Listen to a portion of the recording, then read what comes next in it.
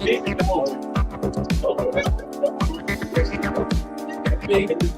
help. It's a very good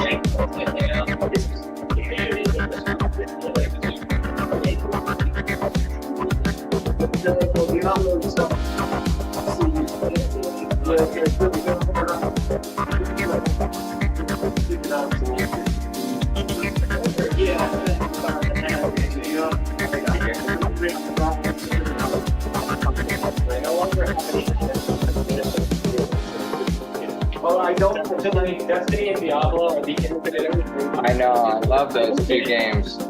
Games because it's like friends. Yeah. And you don't have to be under level.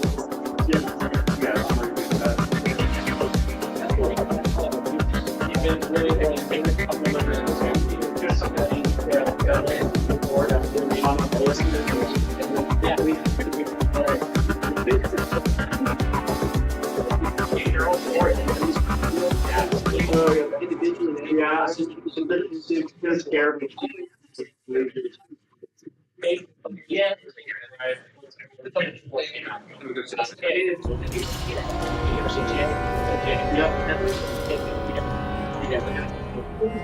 A Nephilim spider joining the monsoon banquet. She's caught a tiger butterfly. And he is utterly toxic. Butterfly predators need to learn this. I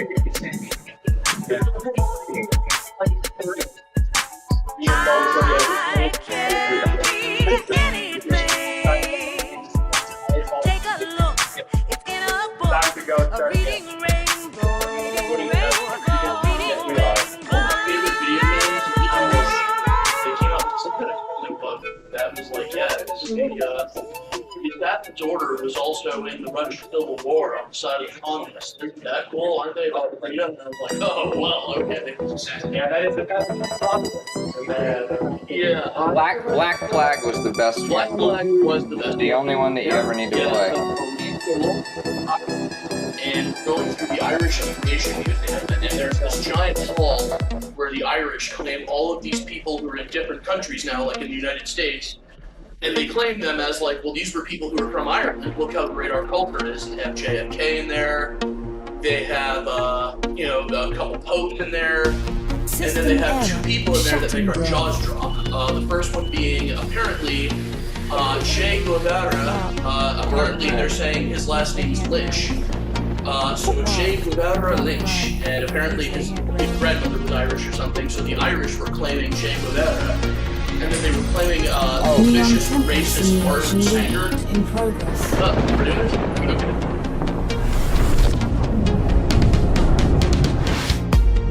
Live stream initiated.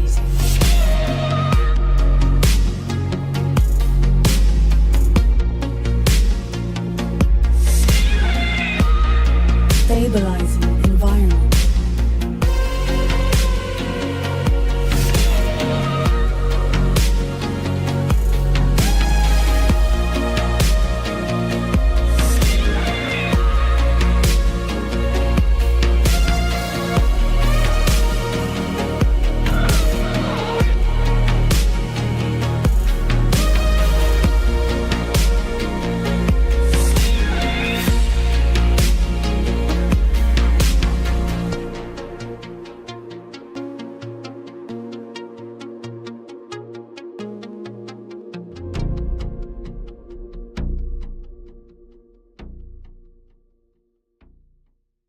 quiet it was. I was saying some pretty awkward and controversial things before the camera started.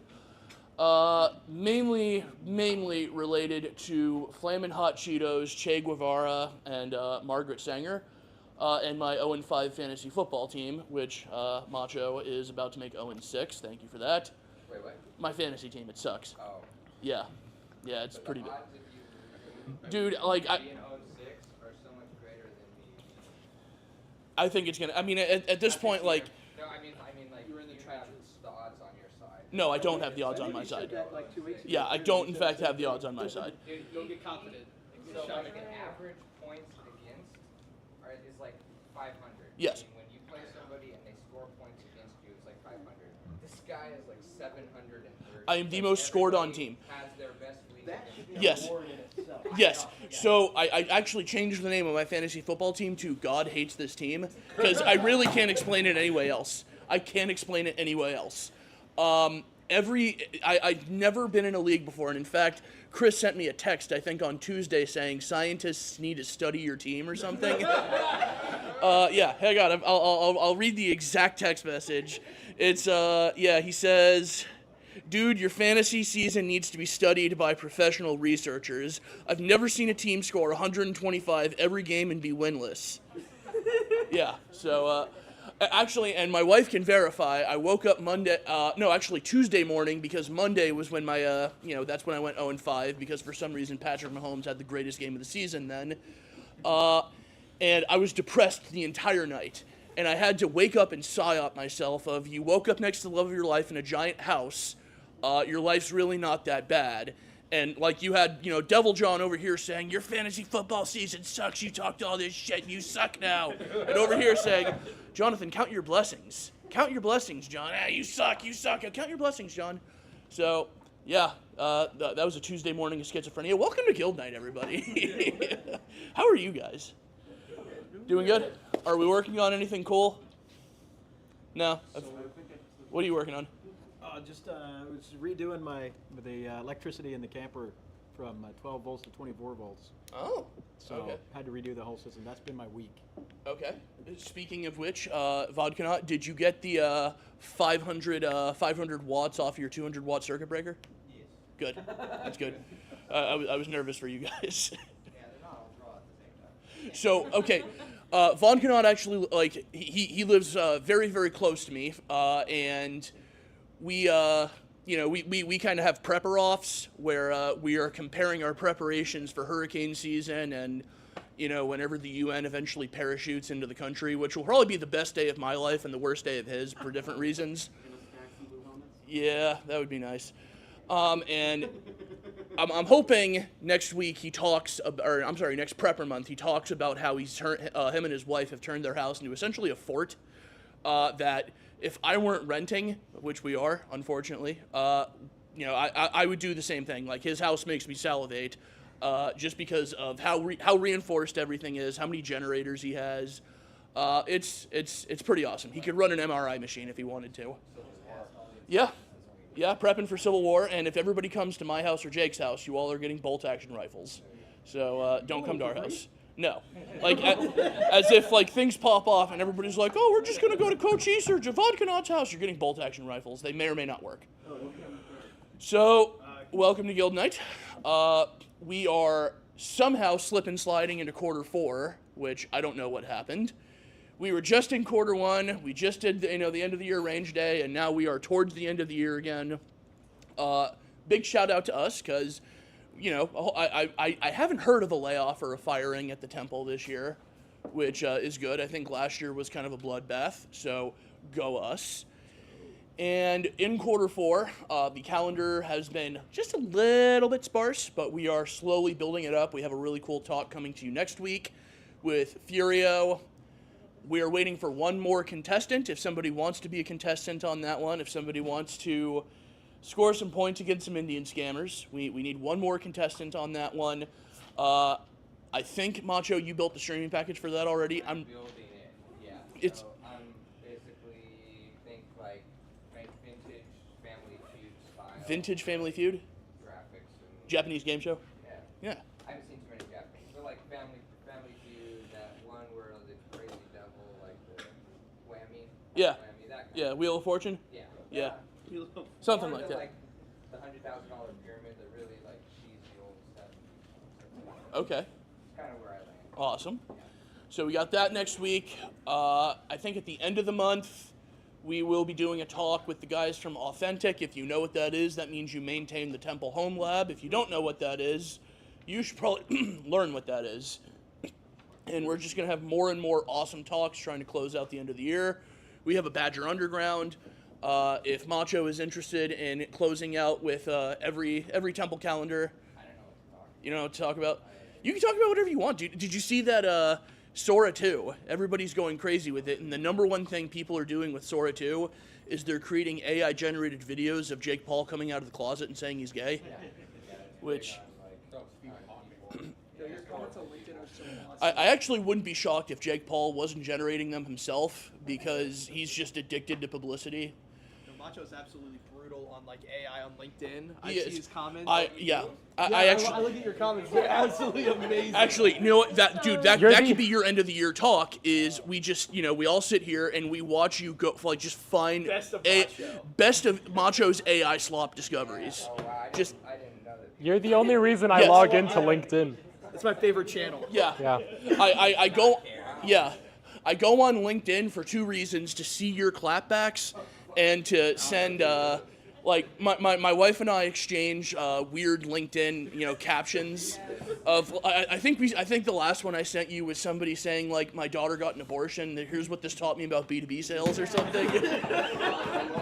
Yeah. This is what this taught me about B2B sales. Yeah, like people will love that. Yeah. Completely like. Yeah. Cancer diagnosis told me about marketing. Yeah, exactly. Yeah, I think you sent me that one. My cancer diagnosis taught me about marketing. What are you searching to find them? They just show up. They just show up. Apparently my LinkedIn is You have to astrally project yourself into the deepest pits of LinkedIn. I think the reason I see it is I tongue-in-cheek posted, here's what Seth Rollins stealing the World Heavyweight Championship from CM Punk at SummerSlam taught me about B2B sales. And yeah. That would probably be it. Yeah, and I guess that's what told LinkedIn, this guy wants to see content about B2B sales. And then I get loaded up now. Yeah. Niche content. I get loaded up. So the Temple calendar's filling up. We have a couple slots open in November. We need talks. You want to give talks? Give a talk. It's good for the soul. It's good for the Temple. It's good for you. What's good for the Temple is good for you. Allegedly, we also are resurrecting the Kraken News Hour, and our own beloved Unhinged, Long May She Reign, is going to be running that. Oh, that's awesome. Yeah, she's trying to figure out what she wants it to be, and then she's gonna hit you up for format. I proposed like a hybrid of Rogan, some Bill Maher, mixed with yeah, and actually I think he's gonna be Jamie. Yeah, I think Chuck Bruce is actually gonna be Jamie. He volunteered to be Jamie, so we've got content coming for that. We have a lot of good stuff coming, but again, get on the calendar, please. I'm going to keep saying it. Badger Underground, where he's going to be talking about pharmaceuticals and the Sackler family, and I think Jewish space lasers. Who remembers FenFen? FenFen? What's FenFen? It's the weight loss thing. Yeah. What is it? It was a weight loss drug in the 90s that killed a lot of people. FenFen? Yep. Made some people Like FEN? FenPhen. That almost sounds like somebody like who lives in Moon Lake advertising fentanyl to me or something. Yeah, that sounds like if Rab were to sell me fentanyl, that's what he would call it, FenFen. Oh, hello, Mr. John. Would you like some FenFen?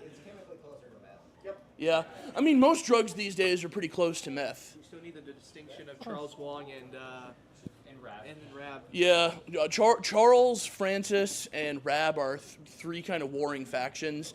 He just poked his head out. If you've ever seen that meme of the three dragons, and two dragons are serious and one looks silly, that's Rab. So this week we are in a bit of a bind because a speaker left me high and dry. So is the nature of curating content for a hackerspace, and I asked somebody to step up. And you could argue that a certain coffee-making hacker, a barista, if you will, decided to be a random hero and step up and fill the breach that is Thursday nights for all of you degenerates who don't want to step up. So I'm not going to posit this right now. Okay, I might posit this a little bit, but it could be argued that the Cyber Barista is better than you. It could.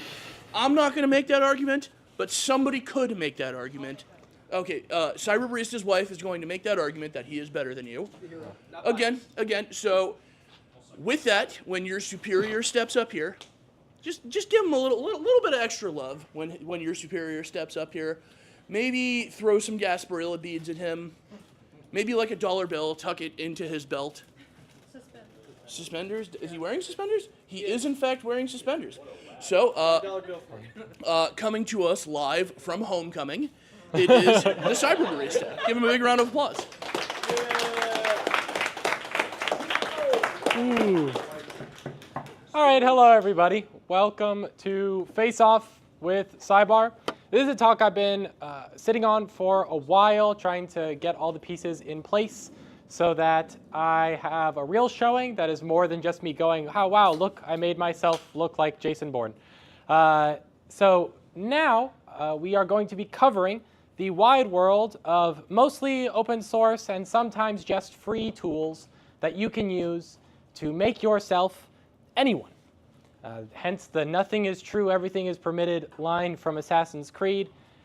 You'll see, or hopefully know by the end of this talk, that you truly can make yourself anyone. You can make anybody do anything.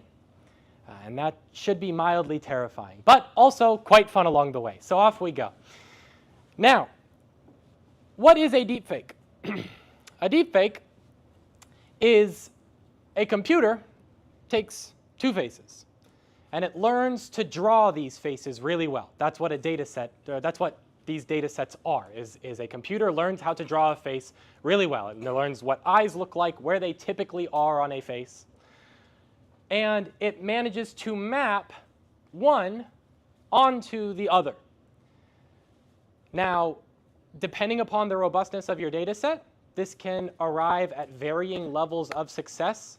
Yes? Did the AI make you look like the Giga Chad meme, or is that just you? That's just me. Okay, good for you. Good for you, Becky. Oh. Yeah, he's the Giga Chad meme. I'm wearing suspenders in this one too, so just by the way. The suspenders plant? Yeah, the suspenders plant. I'm part of Big Suspend. So, our deepfaking here really is AI image generation. And it has all the fun quirks that come with AI image generation because it is guessing. It is approximating based upon what it knows, where it thinks the features you are giving it belong on the thing you are trying to place them on. And to a level that the guessing occurs to a level that if any of you have ever used like a Snapchat filter or an Instagram filter where you can like put a horse face on your face, occasionally those do a better job than certain deepfake attempts do. Simply because this is very much new frontier, and the companies that are doing this, like Snapchat, where they have all this money invested into AR, which is what they are doing when they place that 3D horse mask on your 2D face. 2D from the perspective of the camera because it's reasoning about depth unless you're using the LiDAR sensor on the back and then it has some depth information.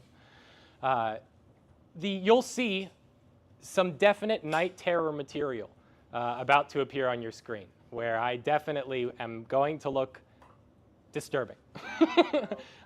So with that said, on we go. Examples. So here is a video I made of myself as Tom Hiddleston. No, I will not turn the audio on. And I grabbed a bunch of pictures of Tom Hiddleston just off of Google. You can grab, celebrities are the easiest to deepfake simply because they are the definition of chronically online. They are chronically everywhere, online, all the time. And as such, they have a ton of media. Beyond that, movies exist. And movies are shot typically at 24 frames a second, which means for every second you are on my screen, if I have access to the video that I rightfully own, which by the way, what a pain trying to get access to media you own.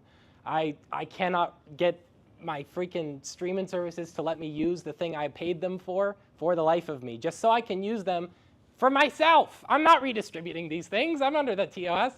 Anyway, that's a different talk entirely. But here is, I think, one of my better attempts at a deepfake, which is myself as Mr. Tom Hiddleston. And there are a few things that I want you to pay attention to. One is that my eyes are not even, and that is by design. My eyeballs are not even like this either. I have strange eyeballs, as do all of us. We are not symmetrical across. If no one's ever told you that before, so sorry to break your worldview. My mom says I'm symmetrical. But the eyes, the quirk around mapping eyes, or one person's eyes onto another person's eyes, is that Mr. Hiddleston's eyes over here look different than mine. Beyond that, I have very deep set eyes. So there might be something that if you're used to seeing my face, also you get a fun little artifact here where you get to see my actual eyeball over the eyeball that the facade has cracked. But you might notice that my actual eyes, if you see them here in front of you today, are darker than the eyes that you see in this video. And I'll just go ahead and play on the video again, just so it loops. And this can create a disconcerting effect. And why does this occur? It occurs because of my data set. So actors, particularly if you want high definition photos of actors, they're hit with huge lights. And they're lit in very wonderfully dramatic ways. This means that the deepfake software, while it can intuit it to a certain degree, has a really hard time dealing with drop shadows, which a drop shadow is just any shadow that occurs because something gets in the way. Usually drop shadows are done to your chin to make you look like you have a jawline. But the, the shadows here and the glint in his eyes messed with my deepfake. See how my eyes here, they look like they're glowing. I mean, I think that they look like they are glowing. And that is simply because my data set has a lot of pictures of Mr. Hiddleston getting hit in the face with very powerful lights. And his eyes happen to be blue. Mine are brown. But when his blue, like green eyes get hit with that much light, they light up, literally. And so when I am having this mapped onto my face, one of the things I have to think about as I'm shooting the video that I want to place the deepfake on is, do I have enough lighting on my face for two things? One, so that the deepfake software can distinguish detail. And two, so that it relatively matches the light style of the pictures that I am trying to deepfake onto myself. So there's that example. Oh. What can we do right? Here is my friend Riley. There is a picture of Riley. And Riley, when we were talking about deepfakes, because Riley is a cybersecurity person as well, when we were talking about deepfakes, I was like, who do you look like, Riley? Riley looks an awful lot like Keira Knightley. If we take a look at Keira Knightley and her, and there's one thing that it's hard to make out in this picture, but Riley and Keira Knightley's face actually misshapes in the exact same way. So it's hard to see, but Keira Knightley's chin here, the left side of her jaw dips in more than the right side. It makes like a little parabola.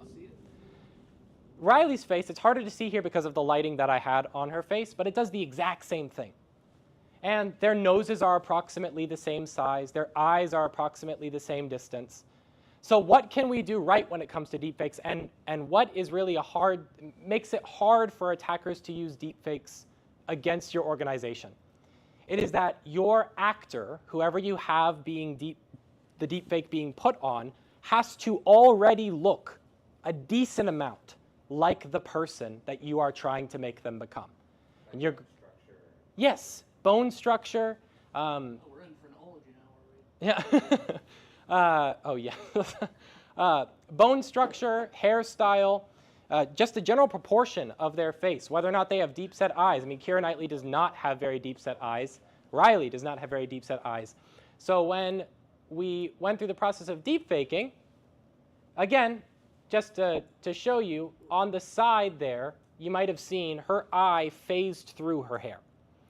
But in like still frames here, it's more than a bit uncanny. in still frames. At least I think so.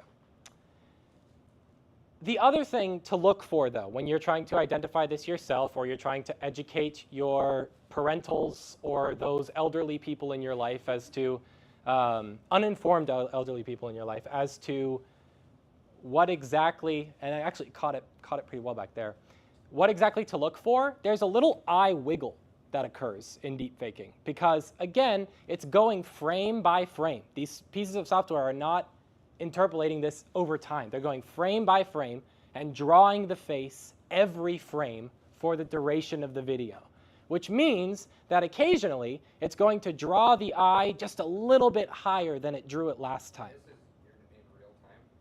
This is not real time. I processed this video.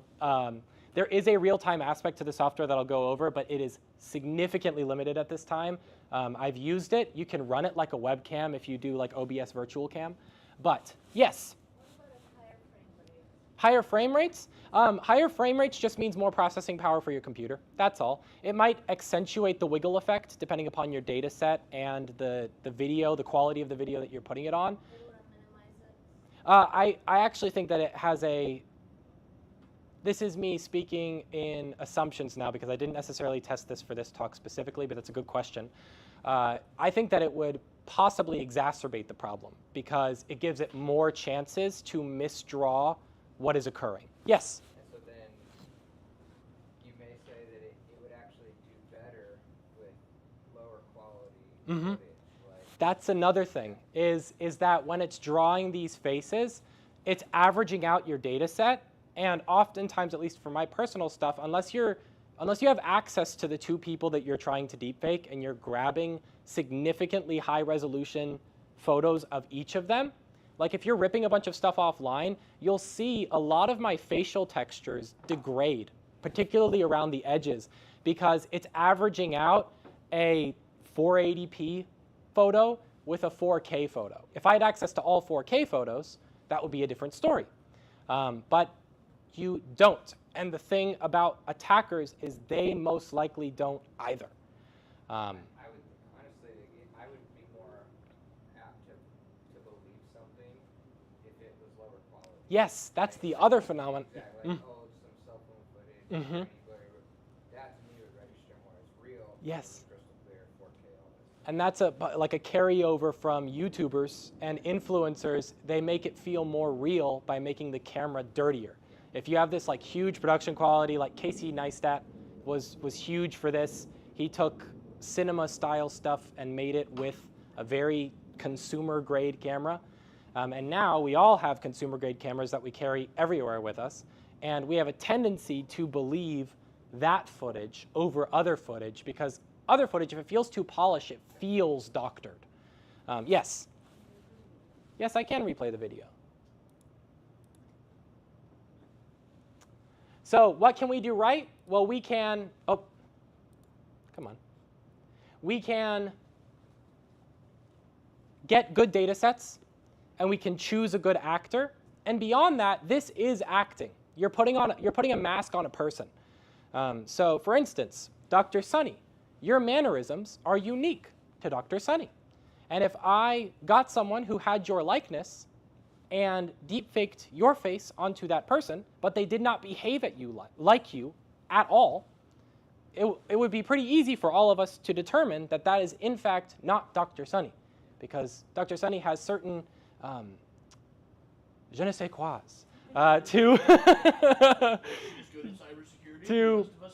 yeah, like that. It's an aura. It's an aura of. Mm-hmm. Absolutely. If that was to ever come up, like they couldn't match that perfectly. Absolutely. And actually, yes, go ahead.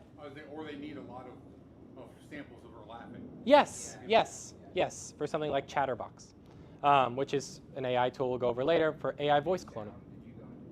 I did not do sound. However, I have links to where you can go to do sound. And actually, I have, so that's not entirely true. I have a little bit about sound. Does anyone have any questions about what can we do right? Any comments, concerns? Yes? Hang on, Jordan. I gotta get the freaking mic. Go ahead. So if you don't look like somebody you would be trying to impersonate, or even a threat actor, obviously they wouldn't always match who they're trying to impersonate.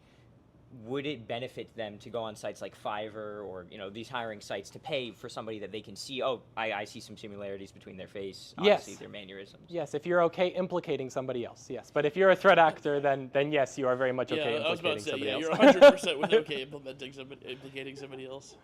You get some Nigerian guy like, hello, my name is Ryan Reynolds. I'm Yeah. here. So if you're ever asked to just repeat phrases on Fiverr, you probably shouldn't. It depends how much they pay.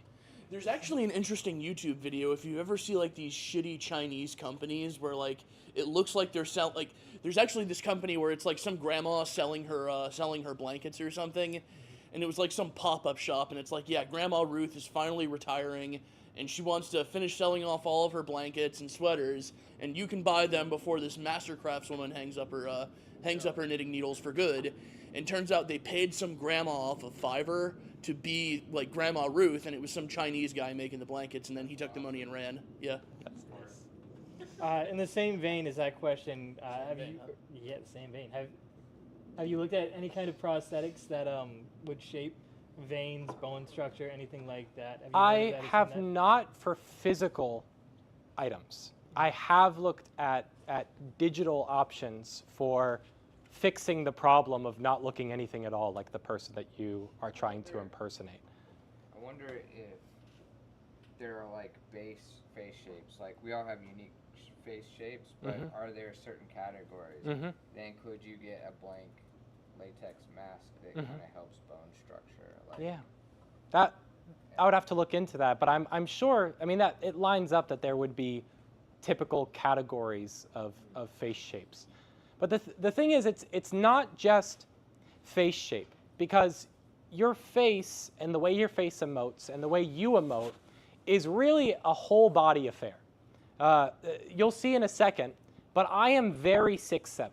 I am very much over 6.5 feet tall, and it shows when I try to make myself look like somebody who is not. Next slide. Any more questions? Yes. Because it obviously benefits the closer you look to the person. Is there some added benefit to run it multiple times? So like you take this video and then you redo the overlaying the face process on it.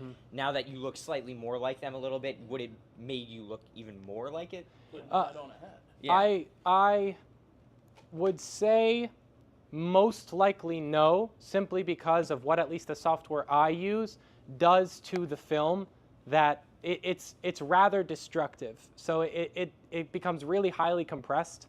The files become much more compressed than they were before, which means that there's a lot less information to deal with. And the other thing about compressed video is that compressed video specifically, eventually you hit a point where it just looks terrible. MKBHD has a really good video on this where he re-uploaded the same video to YouTube 100 times, I think it was, or 1,000 times, something like that. And YouTube, every time you upload it, they compress it so that they can store it long term, and then you can download it using your YouTube account and re-upload it if you so choose. And so I would really advise that anyone go look at that video if you want to see what video compression does to the overall quality of a video. And to Cyberbarista's point, whenever you deepfake somebody originally, it introduces a certain amount of structural instability to how they look. Like Cyberbarista was talking about their eyes vibrating.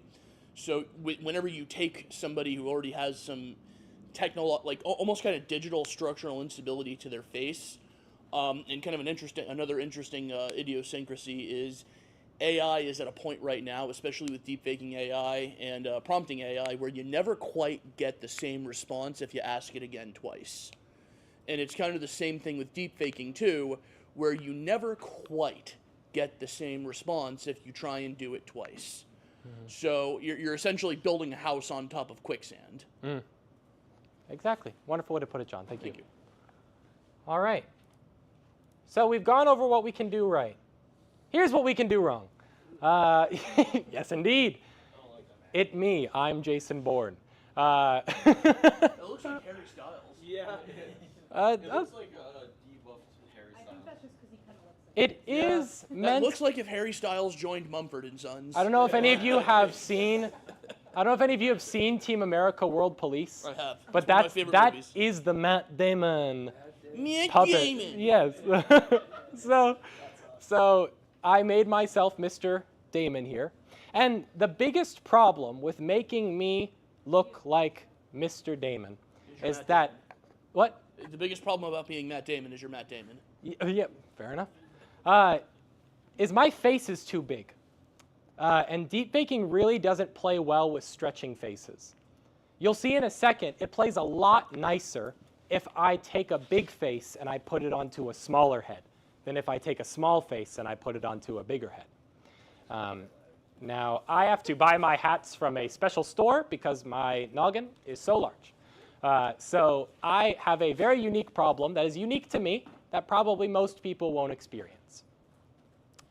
However, let's take a look at some of the artifacting. And I also, let me preface this. This is a later version of the AI model I was using, same AI model as Mr. Hiddleston, but I am in talks with the creator of the large language model because there are certain artifacts and things that are showing up in this version that are actively worse than the older version of the very same deepfake software.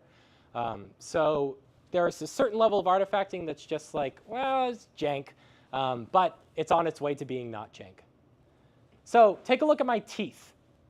My teeth, I have, yeah, you can see this is very egregious. And what's one way I could fix this? Well, one way I could fix this is by using my original video as a plate. So anyone who's ever worked in VFX, you know what a blank plate is. You take a video of your background so that you can manipulate it after you've filmed things on it. What I could have done here is if I had the patience for it and the compositing skills to move a little further in my pursuit here, would be to take my original video and instead of just having this be the result and going on my merry way, actually going out and frame by frame masking out my mouth so that my teeth from the original video are what show through, not the Frankenstein sleep paralysis demon teeth that, that exist right here. The other thing is, look at my eyebrows. I know that my eyebrows are moving because I moved them, but they are downright dancing on my forehead there. This one specifically is kind of just going all over the place. Now keep in mind, my eyebrows are not even. Mr. Damon's are also not even, but they're not even in different ways. And so it becomes very hard for deepfake software to bridge that gap if there are other gaps as well. The gaps between where you are and where you would like to be have a multiplicative effect. They are not additive. So the more things that it gets wrong, the easier it is because humans are really, really good at identifying human faces. Specifically, human faces, that's why they have the uncanny valley for like the Polar Express films. The film.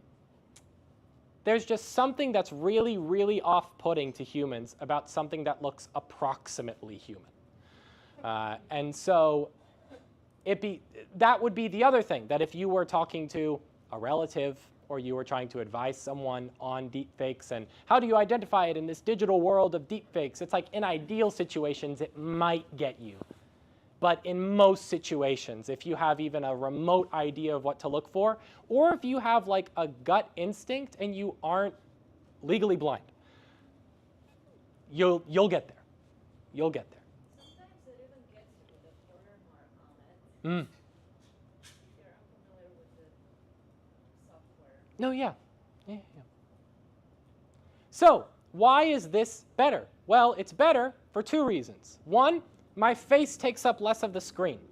That's the other thing about deepfaking, is when I was here, all you had to concentrate on was my face and how wrong it looked. Here, you have Mr. Goodwill Hunting and Mr. Robin Williams here Now, granted, I had to take this scene and slice it up so that I just had Matt Damon's face here. If I had Robin Williams' face, it really had a very hard time with that. Oh, because it's two faces. Yeah, it had two faces. Now, it does have a capability to do this if there's more than one face on a screen at the same time, but cutting between two separate characters, it had a very hard... Two separate shots. Yes. Okay, I got you. Yes, if Robin Williams was standing next to me, there is a feature in the software called reference face, and you click on the face that you want. Yeah. But let me see here. Sound. Let's do that. Gotta go with the belt there, man. Let's go with the wrench. Why the wrench? Just fuck him. That's why. So I think that did a heroic effort there, you know? Was that two different passes? No, that was one pass because it was the same face twice. But you take Robin Williams with his beard from Good Will Hunting, and it couldn't deal with the beard from Good Will Hunting. Great beard. But the other thing is, I chose a scene very specifically because Will, in this section of the movie, is talking about his abuse as a child. And because of the character choices Matt Damon made, he doesn't move his face very much. He kind of goes dead on the outside. Yeah, stoic. A much more expressive face would have been significantly harder. But his face is just here, and he just... And again, I'm nitpicky about teeth because teeth bug the snot out of me with this particular software. And it looks wrong here, but if you actually go back and watch the original movie, you can't see his teeth in the original shot either. There's like a little bit, but it doesn't show through that much. And the other thing is, here, Matt Damon had a skinnier face than I do. I mean, again, his face is just like bone structure-wise less so. But he also just had like less water in his face than I had in mine.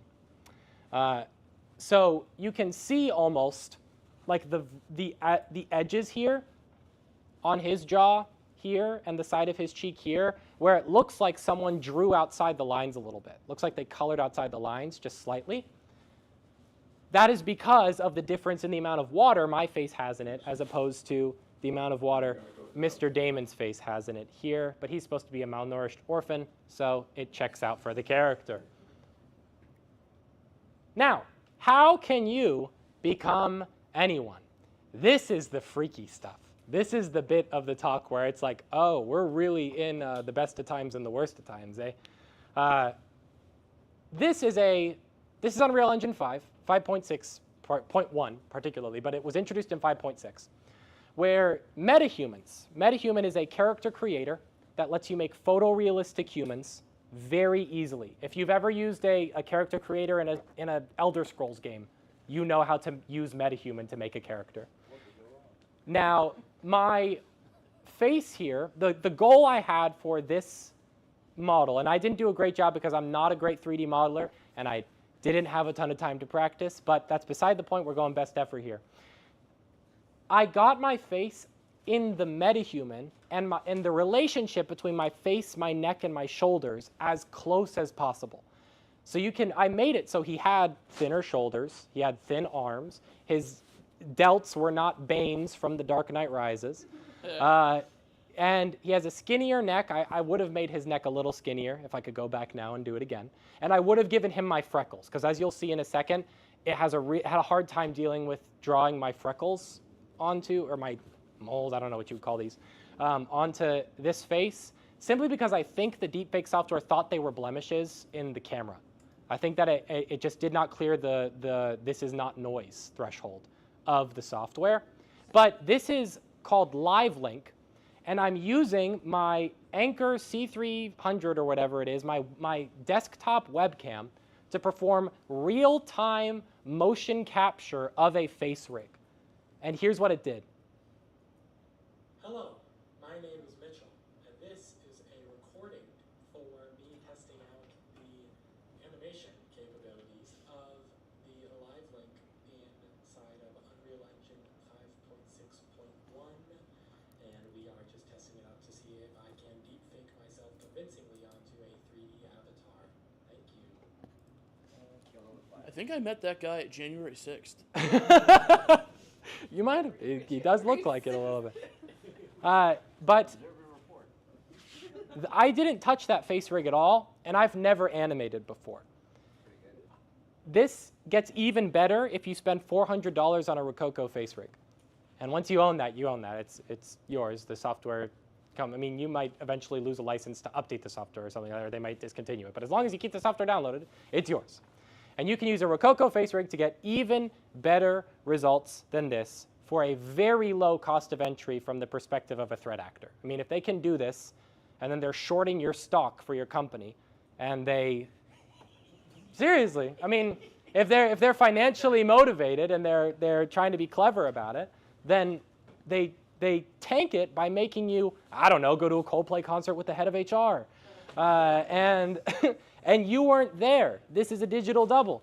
And there's also full body mocap rigs that are open source that you just need a phone camera to use. It's called Easy Mocap. We'll talk about it a little later. But it's another open source large language model that lets you do full 3D body rig mocap derived from 2D video. It's crazy. And when I deepfake myself onto this, granted, I'm not doing myself any favors with the fact that I did not give this a background. I did not put this in context. If I make the background dark, I make it look more like phone video by applying a phone video filter to it in DaVinci Resolve or Premiere Pro. There are several ways I could doctor this footage to be a bit better. But for a couple weeks, not a couple weeks, a week worth of effort on this specific initiative, this is a decent result. And at least I would consider it to be a decent result. And notice the nose. Specifically what it does to the nose, I think is really interesting. My nose, I have a very hooked nose. And it pretty accurately remaps my nostrils. Now again, I could spend more time.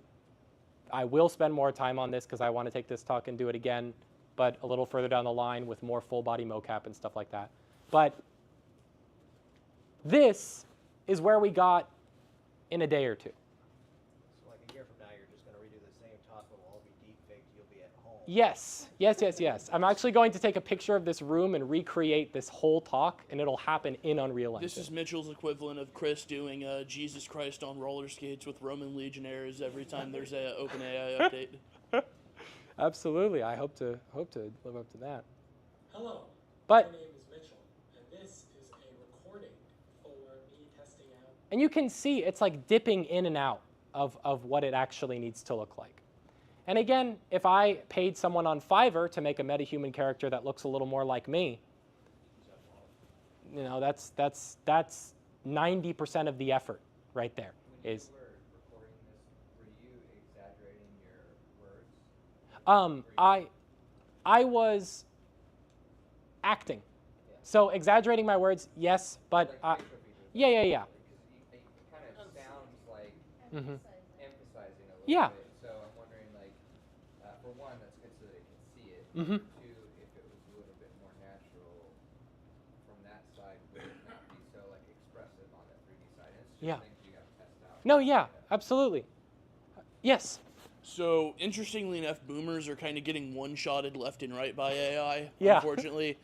Have you tried to take this video, for instance, and tried to see, like, if you can convince it with, like, your parents or Becky or some just random boomers that, like, you know, this is like a Swedish prince or something, and he wants he wants something from your parents. I have not, but that would be an interesting. That would be kind of cool. That would be an interesting. Like, see if you can experiment. fish your parents. Yes. Very low stakes. Yes. Yeah. No, it's not alleged. In Minecraft. Yeah. Yeah, no, it's very, very low stakes. Yeah. Well, because, like, generationally, us, like, millennials and Zoomers are, like, we already know this technology exists, but there was this kind of interesting video about how boomers are seeing, like, AI-generated videos of dogs doing backflips and are off of diving boards, and then they're getting fished by saying, oh, well, if you want a dog that can do backflips, you just send me $3,000 and I'll send you a backflipping dog. Wow. And they're like, well, we've seen the video, here's $3,000. Like Flipsy from Fairly Odd Parents? Yeah. Flipsy. Yeah, there is a certain degree of people go to social media weirdly to escape. That was the original pull, is that like you get a highlight reel of good things. Yes. Yeah, yeah, but there is a certain degree of magic that exists for computers for people who are much older than the people in this room, because they are magic. Like someone learned how to cast spells in real time during these people's lifetime. Yeah, it's like it's miraculous that we could do it at all, and the fact that some people have a hard time comprehending it is more than understandable. Future's now, old man. Adapt or die. You ain't gonna make it. Now, how can you sound like anyone? There's an open source AI model called Chatterbox. Chatterbox allows you to take sample audio and make it sound like anybody. And now there is something called a phonetic pangram. I bet you Rab knows what a phonetic pangram is.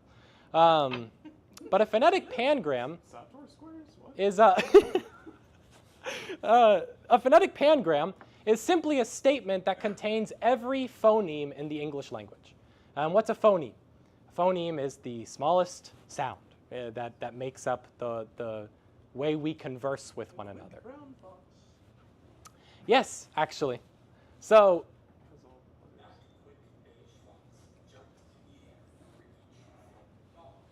goodness me, do we have the remote or no? I think the remote's up there. I'm so sorry. Is that the clicker? That's the clicker. I just turned up to 65. Oh, wait, okay. Oh, wonderful, thank you. So here is a phonetic pangram. That quick beige fox jumped in the air over each thin dog. Look out, I shout, for he's foiled you again, creating chaos. Sounds like a Jordan Peterson speech. Yes, it does. A phonetic pangram, again, if you take this, you can now successfully, or mildly successfully, clone my voice, because LLMs will hear every sound they need to make any word they want in my voice. And I did this to myself. I also technically got Riley doing this, but I didn't make her voice open source. I apparently have just made my voice open source. But that is how you can sound like anyone. You feed it audio like this. And again, movie stars like Morgan Freeman are quite easy candidates for stuff like this because there is just so much recorded audio of their voice. And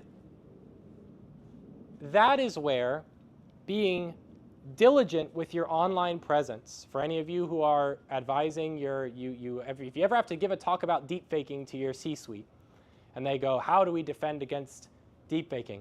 One, if you're getting targeted, you kind of don't, because they can go the old-fashioned way. I mean, I can sit in a car and learn where you go to lunch, and I can sit there and I can plant a bug at your table like I'm the CIA, and I can sit 200 yards away with my high-resolution camera and take wonderful pictures of you eating your lunch.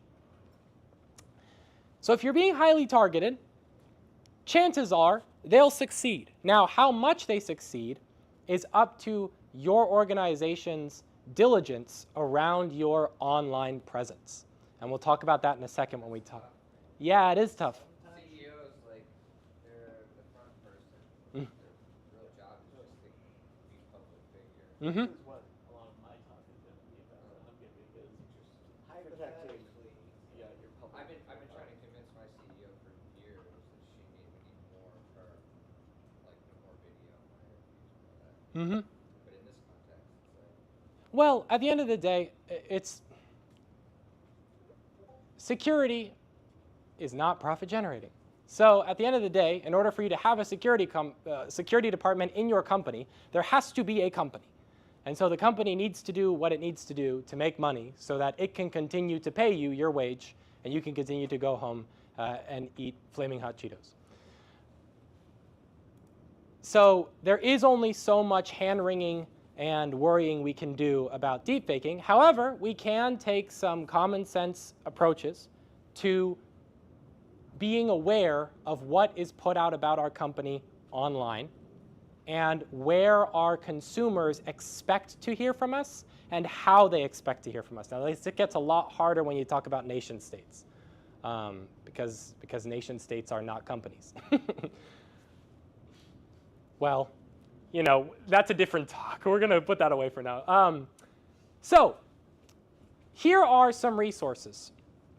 Here is almost every resource that I use. MetaHuman, Unreal Engine, Easy Mocap, Chatterbox, and then this is Face Fusion 3.4.0. Now, a lot of these, when you download them, they're Git repositories. When you download them and you begin to run them, they try to do GPU identification because GPU acceleration is kind of the only reason that this whole field exists right now. To that end, there is some options here for execution providers, and there's CUDA, TensorRT, and CPU. If you are running this on any of the ARM-based processor, M4, M3, M2, M1, Max, I think Snapdragon is doing a pretty good job, though I haven't paid as much attention to their recent initiatives into desktop and laptop hardware space. The CPU one is the way you're going to go. Now, CUDA and TensorRT, you can actually select multiples of these. And in my experience, it actually did get faster when I disabled CUDA and enabled TensorRT. Because if you don't know, TensorRT cores inside of NVIDIA GPUs are designed to exactly do this. They're designed to run AI models and deal with all of the complexities that arise therein. There's also, and it's hard to make out, I know, so I'll just say it aloud. There's a face swapper model, and there's about 8 different options here. If I click that, if I had a drop down to click there, I could click it. There's 8 to 10 different options there. I've used HyperSwap 1A256 with Face Swapper Pixel Boost 1024 by 1024, which that's a really recent update. Essentially, it was a face swapper that the Face Swapper Pixel Boost is talking about how many pixels are just around the face of your image, whatever image you're trying to deepfake onto, whatever video that may be, whatever photo that may be. And so those higher values do make it more resource intensive, but simultaneously make it a much higher resolution affair. However, as with all things, there is some nuance there where if you are trying to get this out in a decent amount of time, if you're trying to churn these out, like you're the chimp farm from the new Superman film, if you're trying to churn them out, then you might want to lower it. And I cannot stress this enough. It's so new that you have to experiment with your setup to get a decent result. There is really no cheat code shortcut that I can give you other than to tell you that there are certain features like video memory strategy strict. You probably want to change that to tolerant. You want to probably move these sliders that say 0 away from 0. Probably want to up, if you have TensorRT selected, you probably don't just want 4 of the execution thread count running. Though again, if you're running any of these other AI models, RTFM, you know, read the manual, everybody. Read the documentation. It's there. They wrote it. Yes? When it came to vocal deepfaking, right? Mm-hmm. Did you try like maybe also doing an impression as well? So for like Morgan Freeman, you do a Morgan Freeman impression and then you run it on top. Did that get better results? I have not personally run it. I've watched videos of other people's experiments, and yes, you really it does give you a much better result to actually mimic. Much in the same way that Dr. Sunny's laugh is Dr. Sunny's laugh, Morgan Freeman speaks with a certain cadence. He goes up at the end of specific statements. He tones down at the end of other statements. Morgan Freeman impression. Oh, after the stream. But the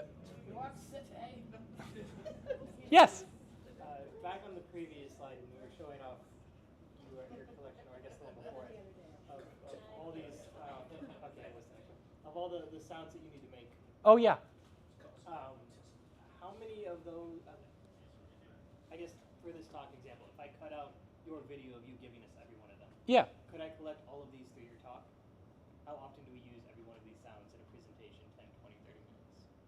That would be a fantastic thing to know. I would guess that you run at least through, if you're talking for 45 minutes straight, you probably hit every phoneme. Just because they aren't like when you're writing and you use a weird letter, they're sounds. So like you might think, oh, well, the letter Z, when do I ever use the letter Z? Well, a lot of us turn an S into a Z sound-wise. For instance, the word wise is spelled W-I-S-E. But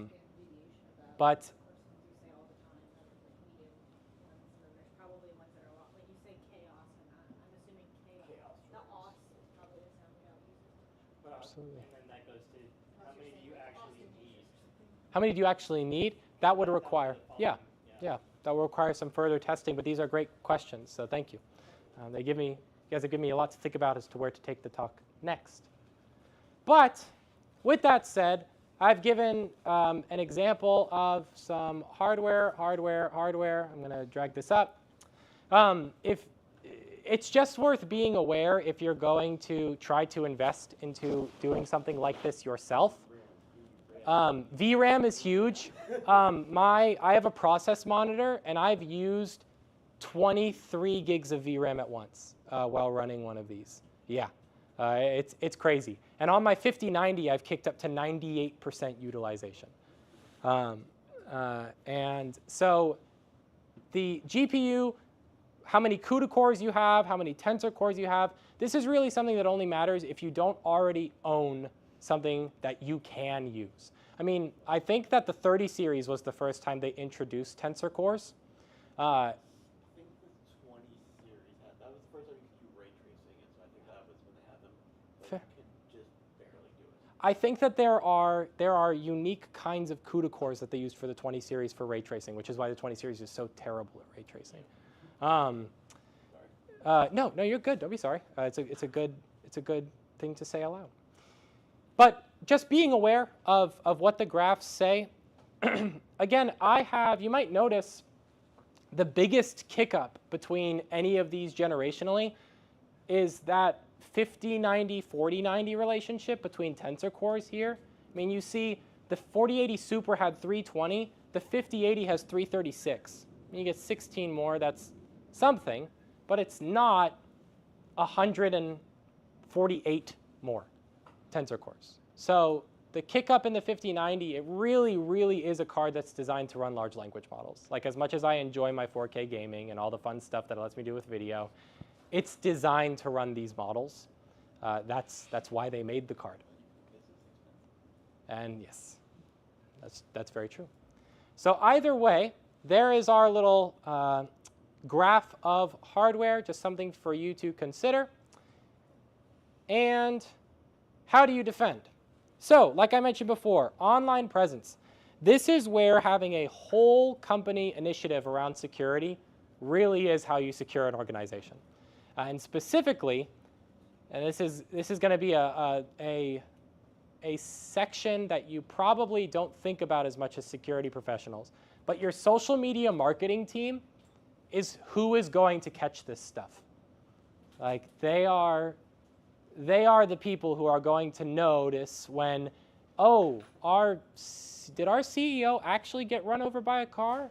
Like, they're in work today, right? They're showing online on Teams, so that is how you are establishing, either through your business continuity plans or your disaster recovery plans, what do you do when it happens, not how do you prevent it happening.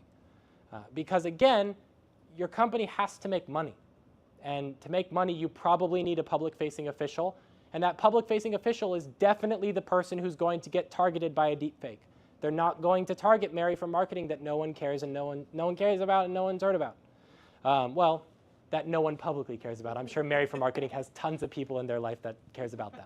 But yes. I will say say another area to keep an eye on this, which we have experienced in real life, is the active overlay of people pretending to be other people during job interviews to get IT-based roles.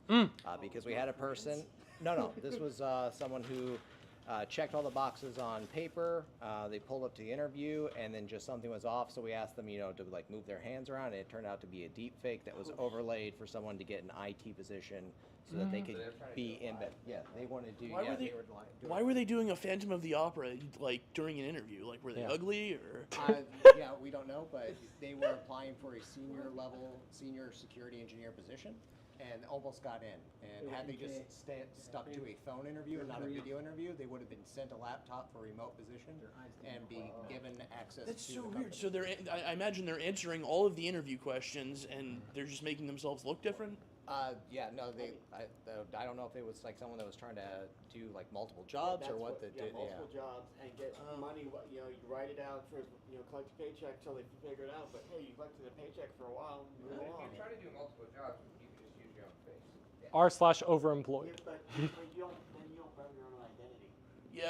Yeah, because then like your face will start circulating on social media. Yeah. That actually happened to like this Indian guy who was working like 200 jobs or something. If you ever go on r/overemployed, you'll see all the time there are people who have multiple jobs and who then lose all of their jobs at the same time because. So they use the same name, social. Yeah. Different face. Yep. Or sometimes they'll have somebody who is the top level. They're outsourcing that work so that they can justify why they have all this money. So yeah, they're just That's what this guy in India was doing. He had like 100 jobs, and instead of him doing the work, he would hire like, if the company was paying him 120 grand a year, he'd hire like a $30,000 Smurf from like a Dalit tribe or something. Or somebody in the Philippines or something. Yeah.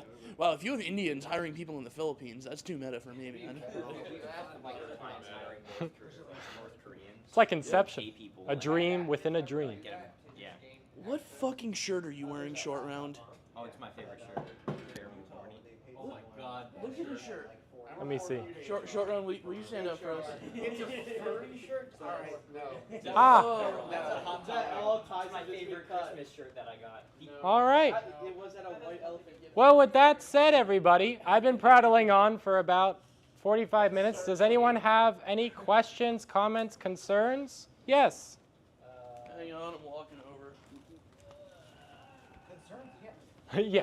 You should have concerns, but questions or comments that I can answer. Aside from some of this being, kind of the eye test, are there certain developments as far as like digital watermarks that security teams can look for in these videos that are very well produced where they can just very quickly identify it as a fake? Very quickly, if someone put a lot of time into fooling you, it's going to take a decent amount of time to unfool yourself. But looking for inconsistencies, examine it like you are, I would say to security teams, examine it like you are investigating somebody, not just something. And see if there's any inconsistencies, like is their LinkedIn profile, does it look exactly the same? Do those images look AI generated? Is there the eyebrow wiggle? Again, it would take, if someone has put a lot of effort into fooling you, it's going to take, if they're at all good at what they do, it's going to take a little bit of effort to catch that. However, the low-hanging fruit is things like look at their eyes. Your eyes catch light. Deepfakes don't catch light. Sorry, you have to make eye contact. I know it's hard.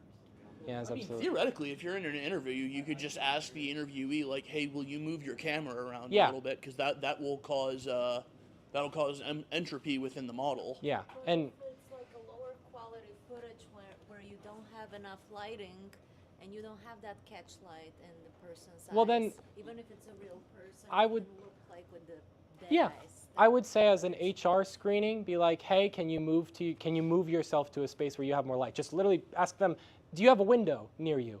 Open the blinds, put yourself in front of the window.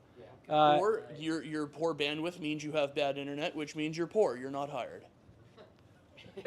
You will stay poor. Yes. Sorry, I think it was this young man first. Okay. Which direction? Right there. You're good. You had your hand up first. Okay. This is bullshit. Somebody pick a fucking person. That person. Okay.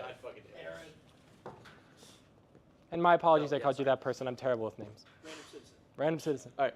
My main question is, how big of an impact does things like glasses, hats have when it comes to actually the deepfake? If someone's always wearing glasses, does it make the deepfake struggle more, or is it actually easier because it's a consistent frame of reference? You would need to have a physical prop. So the deepfake of that person with glasses, you would need to be wearing glasses. It's not going to do a very good job of 3D modeling the glasses onto their face. And a lot of times the model will actually think that the glasses are either some kind of impurity or an appendage. Yeah. And then you'll get flesh glasses. Yes. Which is kind of cool, I guess. So I don't know if you've seen this or you've done this, but does photo editing help? Like, let's say I photo edit something and then throw it into the data set. Does it get better results? Yeah, all of my data set for my deepfake onto Matt Damon, not Matt Damon onto me because that looked terrible, but me onto Matt Damon, all of them look like something like this. So I have a Sony A7S III, and it takes 30 pictures every second, like actual burst 30 pictures every second, and I just sat myself down.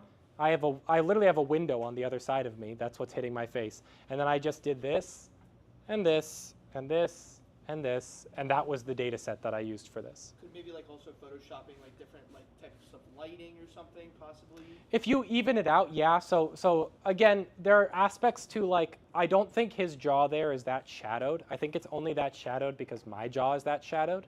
And again, that's just the nature of the light. You can even that out by painting in Photoshop or doing masks where you adjust exposure and stuff like that. If you can get flat lighting, but you need to maintain that the face has structure. If you edit it to the point that you flatten the image to the degree that the face no longer has structure, the large language model is looking for landmarks, and it's mapping landmarks onto landmarks. So at that point, like if I completely got rid of my jaw and I just made it the same color as my neck, I don't think that would map on appropriately. Yes? What if you did the same thing where you're like doing the burst shots, but you changed the lighting in every one? So you did like that same set you did, but then did one with high lighting, low lighting. Would that improve? Yes, so I would advise you go look at, I don't know if you've ever heard of Corridor Digital, everybody, but Corridor Digital is a YouTube channel, and they made a short where they had a deepfake John Wick in a deepfake John Wick film, that short film that they made. And they mapped it, and they took lots of really, really high resolution photos to train their own large language model just for that. So that would be a resource I would point you towards to talk about that. But yes, the answer is yes, it would give you better results. All right, everybody, that's my talk. Thank you so much. Okay, so I want to make sure that there are no further questions within event discussion. We're still owed the Morgan Freeman impression. By who? Off stream. Yeah, that might be an off-stream thing, Morgan Freeman impression. Okay, so we are going to wrap up the stream now. Again, happy Taylor Swift album release week. It is as wonderful as we waited for. I've been ranting about it in the music channel all freaking week, so we're here for it. And with that, see you all next week.